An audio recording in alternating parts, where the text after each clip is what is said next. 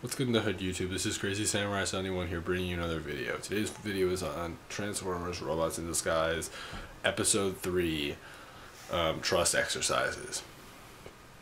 So, today's episode is an interesting one. Immediately starts off with some trust exercises being done. What's happening is that Sideswipe and Strongarm are going through some trust exercises with one another, and the thing is that let's just say this much right now, they don't really trust each other. I mean, as you may have guessed, Strongarm's the one that locked up, that like ended up handcuffing Sideswipe in the first episode. And the other thing is that Strongarm in general just doesn't trust Sideswipe because he was considered a criminal. So one person doesn't trust because they were handcuffed, the other person can't trust because he was considered a criminal. It's understood. At the same time, it's sort of like, well, they should kind of learn to get along, even because in the first episode, Bumblebee even tells Strongarm that he's really not a bad bot. Like, there's really no reason to really hate on him so much. He even says it, yet Strongarm doesn't really care. Because Strongarm has her own opinions. And yes, Strongarm is a girl. So anyway, they're not getting along very well, and we get to see, but apparently Grimlock and Bumblebee are. Grimlock and Bumblebee seem to be working pretty well together, and you will definitely see a lot of growth in all four of these characters throughout this episode. Let's just say that right now. But obviously right now, Grimlock and Bumblebee definitely, they're in a good state, and Sideswipe and Strongarm are not really. So what ends up happening is that we find out two things. So following this, we end up seeing Fix-It talk to all four of the bots. And they're informed about, first of all, that there are some fugitives that are around the area that are causing some trouble, and also we find out from a separate thing, which is a distress call, that apparently there's an issue with some boats or whatever in the ocean, and how there's just like the massive creatures in the water. So this results in both groups being split up. In both groups, I mean, obviously, Grimlock and Bumblebee being split up from Sideswipe and Strongarm. Sorry, I'm just like a mess right now. What am I thinking of? Bumblebee and Grimlock go to look after the ship incident because there was a distress signal that was brought up, and Sideswipe and Strongarm are left to do the other task. So we find out that, so I'm just trying to make sure that yep, okay, good. All right, want to look over my notes again. I do this sometimes just so if anyone's curious why I sometimes turn my head, that's why. So this results in them in Grimlock and Bumblebee end up grabbing a boat to travel on to get over to this bigger boat that's been known to have these massive creature related incidents. So what ends up happening is that they end up going over to that bigger boat, and the thing is, the way they go over is that they kind of, like, let's just say this, Grimlock and Bumblebee are, I mean, Grimlock's big and Bumblebee's like reasonably big, but for some reason when they go, they end up going like so this is the water, so consider that, and this is the boat. So normally a boat should go like this and be smooth. This is how they're traveling by sea, like that. They end up going over an incline, and yet they're probably faster than they would be like this. So anyway, that's one thing I have to say. Again, I'm sorry. My nose is just bothering me. But yeah. So anyway, following this, we end up. So anyway, guys. Following this, we end up seeing they end up landing on the ship, and we end up seeing a shark-like creature coming from underneath. Now, what we find out is that that creature is most likely a Sharkticon. Now, a Sharkticon is obviously a type of Decepticon. So it's another one of those kind of episodes where, you know, in the previous episode we had a Chompazoid, now we have a Sharkticon. So yeah, so you get the point that they're introducing lots of classic examples. I'd be curious to see if they do a Constructicon eventually or something else along those lines. But yeah, so we end up being introduced to, so there's a Sharkticon. Now the thing is that Grimlock, being a, you know, character that likes to go out and just fight and get in fist fights in general, ends up trying to time his jump and jump on top of the Sharkticon. Now the thing is that Grimlock ends up riding the Sharkticon for a certain amount of time, but the Sharkticon manages to knock Grimlock right off of him. And Grimlock, since he's big, it's not really a good thing for him, because let's just say this right now, he can't really jump out of water very well. So this is not going to really help him, because what ends up happening following this is that the Sharkticon, which I'm just going to say this now, his name is Hammerstrike, ends up coming out of water and ends up fighting Bumblebee. Now I'll just say this right now, when he transforms into his bot mode rather than his animal mode, I hate the eyes. I hate the eyes that come out. They're like crazy looking, and they're really weird, and I can barely even tell they're eyes, because the thing is that they barely move, and the thing is that, like, there's no pupils. It's really just like these like these triangles or whatever, and they don't really move or anything. If there was some movement, I would at least tolerate that. No, there's really no movement. It's really, really weird. It looks strange. Like if I had to give you to reference other shows that have things that could relate to it, I think immediately of Teenage Mutant Ninja Turtles, the 2012 series. When it comes, like, it's sort of like a mixture of Fish Face and Fish Face and Mutagen Man.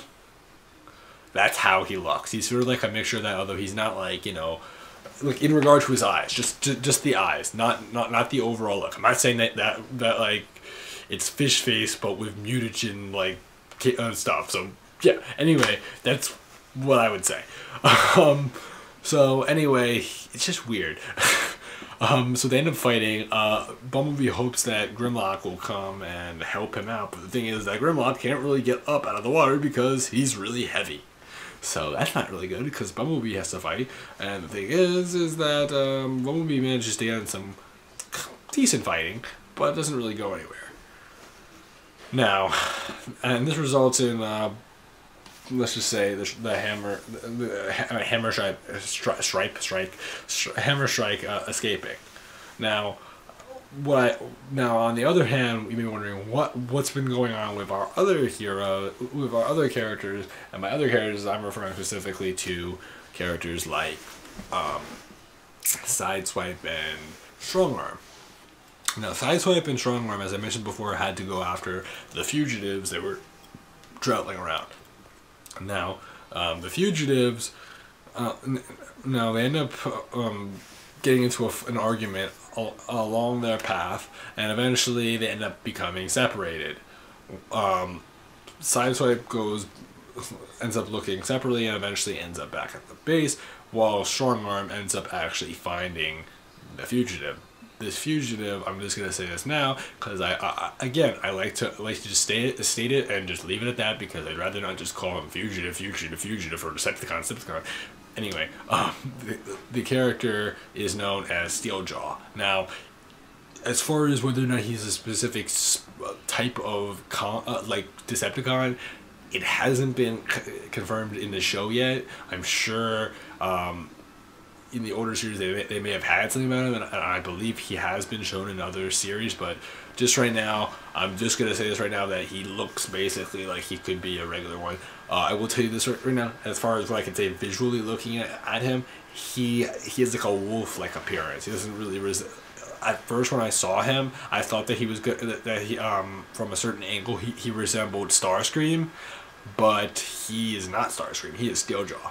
So, but he's just a weird. He resembles a wolf. Let's just say that much right now. His face has like he's like mutton chops that grow on his face. And the thing is that Decepticons and Autobots don't really have hair, so it's kind of like robotically shaped hair, wolf mane. So yeah. So Strong Arm ends up dealing with Strong Arm ends up dealing with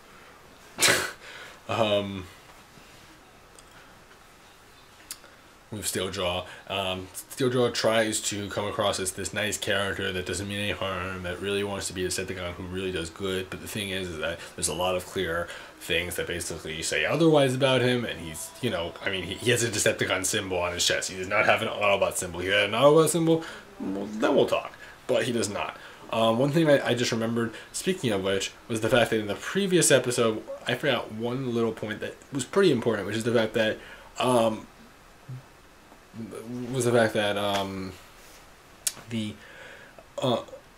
when they had to go and fight, what am I thinking of? Underbite, right? Underbite in the previous episode. Strong. It might have been this. No, I believe it was. It might have been. I don't remember. I feel like it was the last episode. When they have to go and fight Underbite, both Strong Arm and Sideswipe had to choose vehicles that they could use to blend in with the backgrounds and blend in and become robots in disguise. Yes, they actually say the name of the show. Oh my god, it's so cool. I mean it's true. Yes, they actually do that. So, Sideswipe and Strong Arm have to do that. As you may have guessed, Bumblebee really doesn't, because Bumblebee has already been on Earth, so he's already chosen a look that fits for Earth. But they haven't, so they had to do that.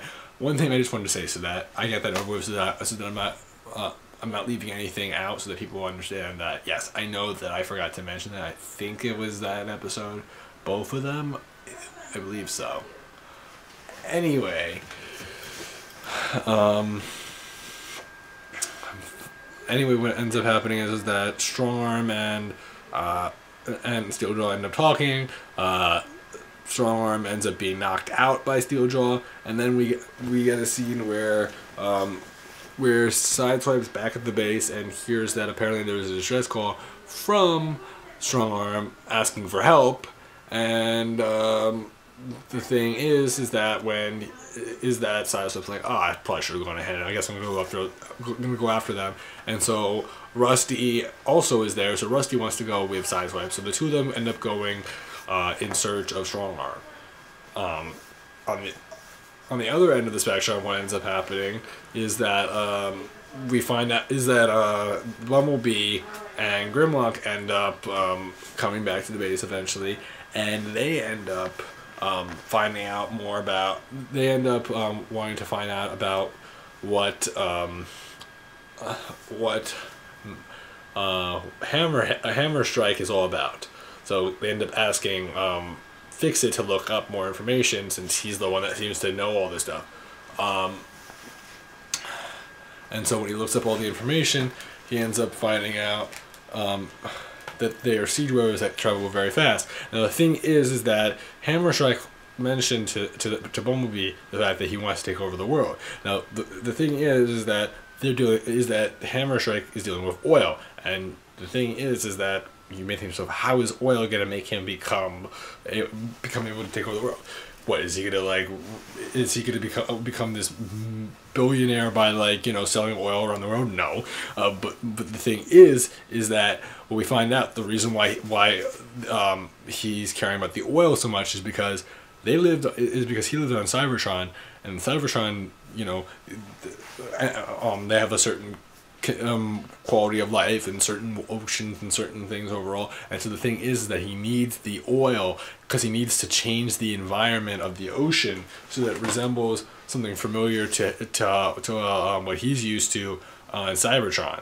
So overall, that's the real reason as to why things are the way they are with like why Hammerstrike is trying to do what he was doing in regard to going to oil to emptying oil into the oceans and stuff like that, so that he can adapt to the environment, so that as long as he's able to adapt to the environment, he can stay in that environment, and then following this take over the world, so that he has like conditions that fit him to live in, and also he can take over the world. So it works really well. So that explains all that. That's when Grimlock and Bumblebee end up going after Hammerstrike, and we end up finding out more about what's going on there. So what we see is that when they go over to that point, what am I thinking of? Bumblebee and Grimlock end up looking for Hammerstrike, and Hammerstrike ends up trying to knock over and like break into some pipes that had some oil in them. Now, what was it again? So they end up hearing the noise. They end up going after him, and the Bumblebee ends up fighting. And both of them end up charging in, end up knocking him into a pipe. When they knock him into the pipe ends up breaking. Oil ends up leaking out of it. As it leaks out of it, it stops all over the ground, and when it stops all over the ground, it causes the ground to become very slippery, resulting in Bumblebee and Grimlock end up sliding and tripping and falling a bunch. And while on the other hand, who am I thinking of? Hammerstrike takes advantage of the situation. He like basically skates on the oil, which, as you may have guessed, is probably just common climate to him. So he's no issue. So anyway, that happens. Now I'm gonna go into what's going on. Now this is then brought.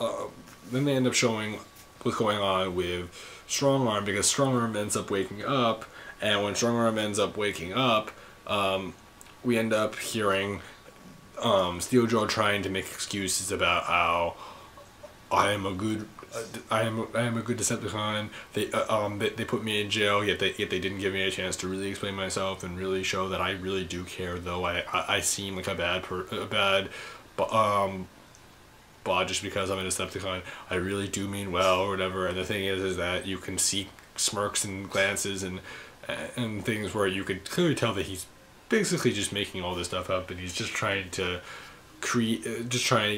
gain their support and make them think that he's telling the truth, but in the end up forming a whole entire Decepticon army of bad guys that pretend to be good, but in the end end up all being bad and end up eventually just going and taking out all of the Autobots. Pretty sneaky character, but yeah. So anyway, we end up then seeing Sideswipe and Rusty end up seeing Steeljaw talking to Strongarm about this, and then Steeljaw.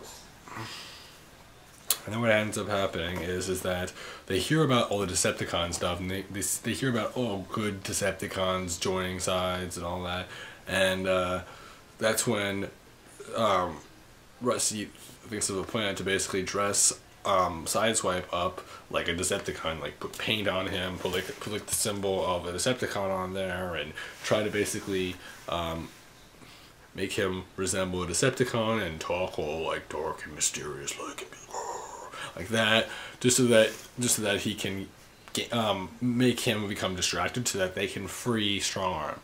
Then they flash right back to where Bumblebee and Grimlock are, and that's when we end up seeing a scene with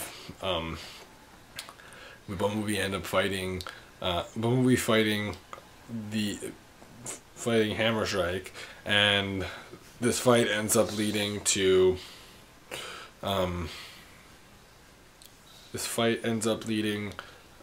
to Grimlock coming up with this plan on the spot, which is great because, you know, Grimlock's not necessarily the smartest character ever, but it was a good plan, which was basically where Bumblebee would try to knock him around, would try to knock Hammerstrike around, and then eventually go into his vehicle mode, crash him into, like push Hammerstrike into a oil a barrel that was open and Grimlock was holding on to, stuff him inside there. Then Grimlock would put on the lid, smash it on there, keep him trapped inside there. So he ends up doing all that. He ends up transforming, doing all that stuff, and then puts him inside there, and then Grimlock ends up smashing him in there. The thing is that Grimlock's not really happy because he's like, oh, I didn't get to punch him at all, because he's all about punching.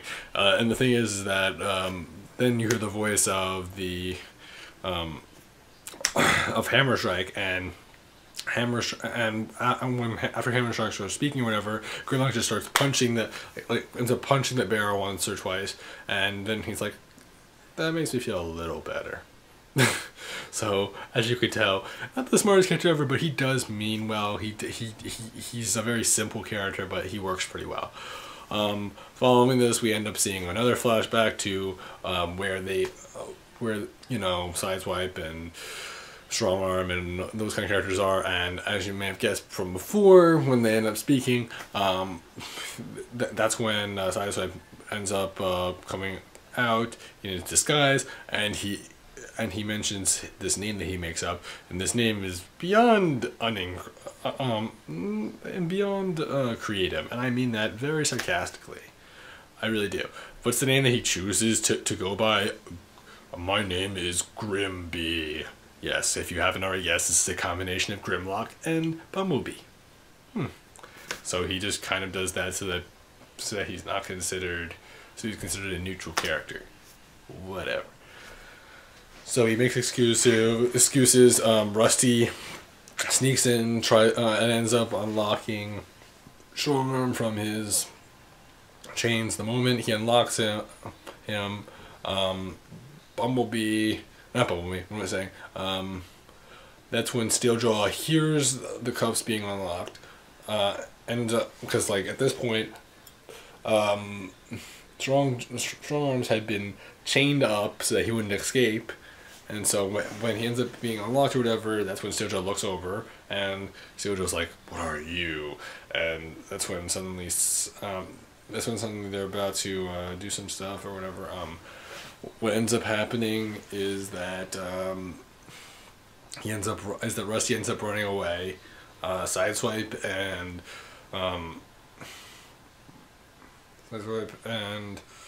Steeljaw end up fighting, and eventually this fight results in Strong Arm getting all the chains off, and then end up kicking Steeljaw into a tree. When Steeljaw ends up getting kicked into the tree ends up falling over. It's a massive tree, and the thing is that the path where the tree is and where Steeljaw is the same path as where Rusty is. So the thing is that very quickly, Strong Arm manages to put Rusty inside of her vehicle mode inside, and then manages to ride past it so that the tree doesn't come collapsing down on Rusty, but instead just falls and smacks Steeljaw. The thing is that Steeljaw... Anyway, what ends up happening is that Steeljaw ends up being smashed down, and the thing is that though he was smashed, he wasn't actually destroyed. And the thing was that they didn't manage to recover him, so they weren't able to put him in a crate or do something else where they were able to carry him and bring him back to the base. He was and still is on the loose in the show. So if you're wondering that, yes, he was not captured. They did not manage to bring him back. The one thing that was gained from this episode, though, was that now Sideswipe and Strong Arm trust each other a little bit more. That's the end result of this episode in regard to their connection and their teamwork status. Obviously, as you may have guessed, Grimlock and Bumblebee trust each other even more and feel things for each other more, and it's just overall a good ending.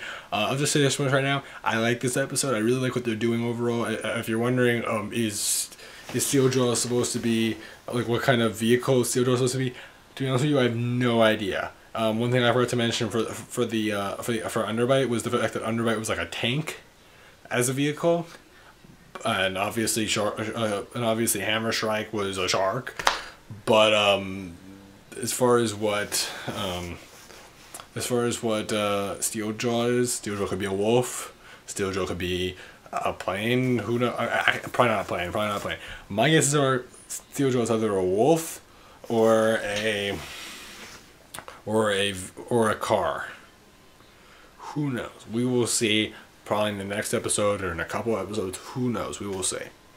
So anyway, I hope you guys enjoyed this video. I personally loved this episode. Please like, comment, and subscribe. And thank you guys all for watching. Again, this has been Crazy Samurai 71, and bye-bye.